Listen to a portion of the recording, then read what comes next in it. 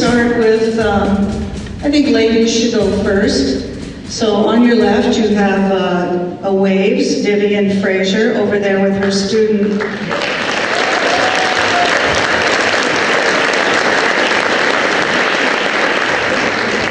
Lizzie Sadrin. So, Vivian, I don't know if you can hear me, but is there anything you'd like to share with Lizzie that you didn't share at the interview? I don't know, maybe it was how I come to begin the Navy. Hold the mic a little closer, Lizzie. When I graduated from high school, Washington, D.C., all jobs were on the high school steps. So I went to work with the FBI in D.C. from my home in Connecticut, although I did not like that at all. And after I came home from job to job, so my dad said one day, "Viv, you've got to get a job and quit coming home."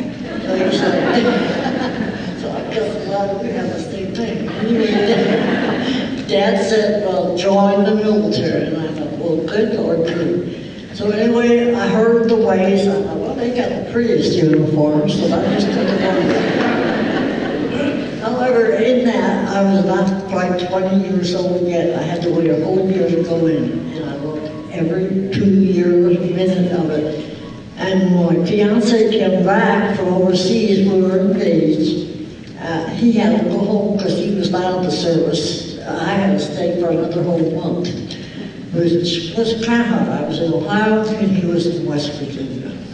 So it was great though, and it was a great time. I'm proud to say that I have one daughter that was in the Ways, and I have another daughter that was and is in the Army, 2 grandsons that were in the Navy, and 1 grandson that joined the Army, and the other grandson is still, he'll kill me if I miss this. He is the National Guard Air Force pilot on the tankers. Thank you, Lizzie.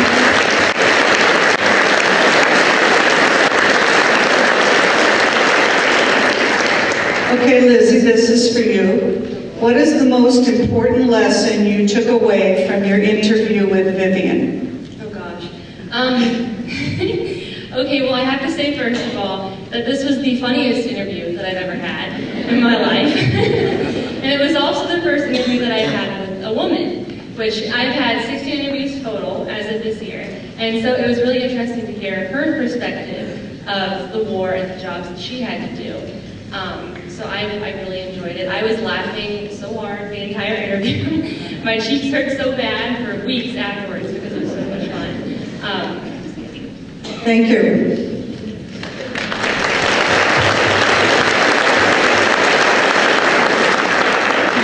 So Byron, yeah, pass it to William there.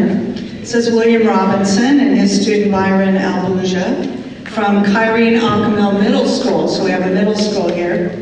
So Bill, why were you willing to share your story with Byron?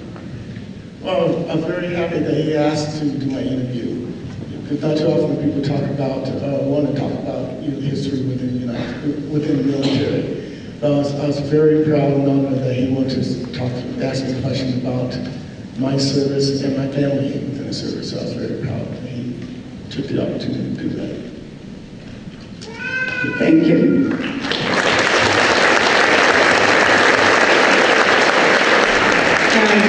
This is for Byron. How did you grow as a person because of this interview? How did you change? What did you learn? I guess what I learned is that, especially from Mr. Robinson's story, that there are a lot of different ways to help the military that doesn't involve combat.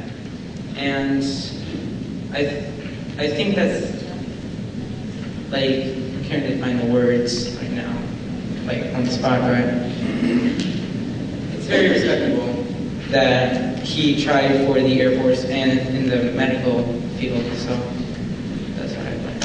Thank you. Thank you very much.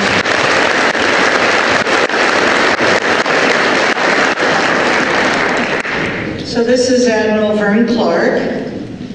I don't know if this applies to you, but have fun with it. How how did your sharing your story with Sam make an impact on you or change you in any way?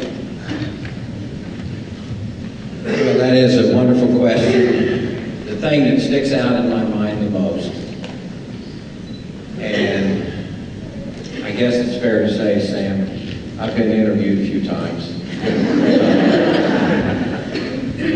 Did 37 years in the Navy, and Sam, the thing that impressed me the most about my experience with you and caused me to give thanks, my thanks is that I'm an American.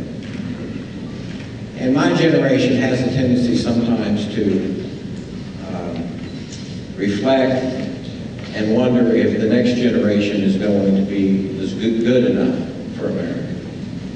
The thing I'm most impressed about you, Sam, is that you convinced me that America is in such good hands.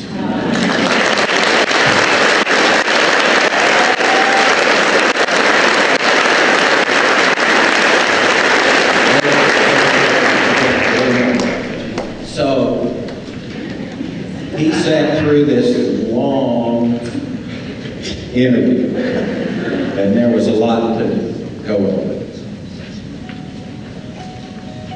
I have probably had, I've had college graduates from the major universities in the land work for me.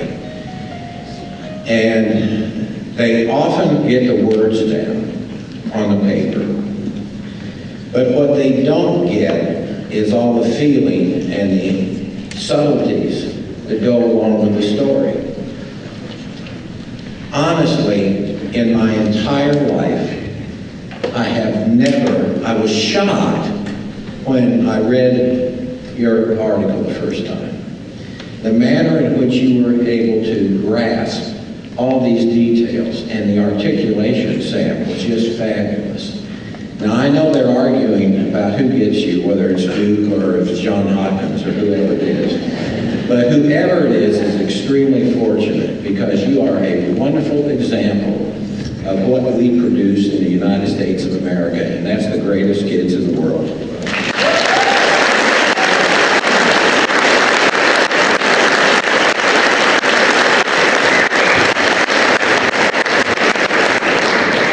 Sam, I know you're fairly speechless right now, which is unusual for Sam, I want you to know. So whatever you'd like to say to Admiral Clark, it's open mic to you. It's hard to follow that, but for a man that's had such a variety of positions, that's had so much power, that has gone through the experiences you've had here, I think the one thing that stood out was your humility. I was amazed by it from the second I met you, and I really hope that I can try to emulate that as I grow. Your story was amazing. Just seeing all the things you've been through, all the I guess he gave me a much different perspective of the military, just due to being in the Pentagon, making the hard decisions, and looking at it from the perspective of someone who wasn't necessarily in combat most of his life. I can't even say how grateful I was that I got to interview you, and what you said just meant a lot to me. Thank you so much.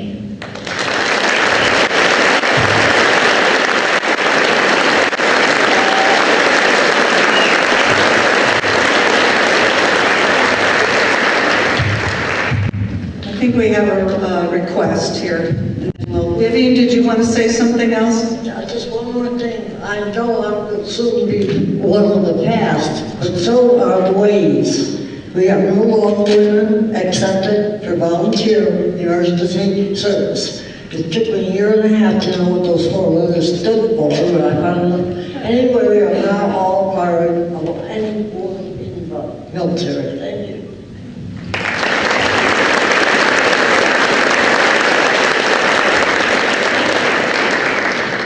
I want to thank all our panelists. I don't think we could follow that, so I think we will stop there. Thank you so much. This gives you just a small idea of what I get to hear after interviews.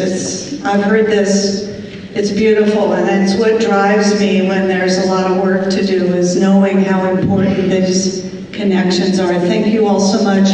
And let's thank the Humanities Council for sponsoring our panel today.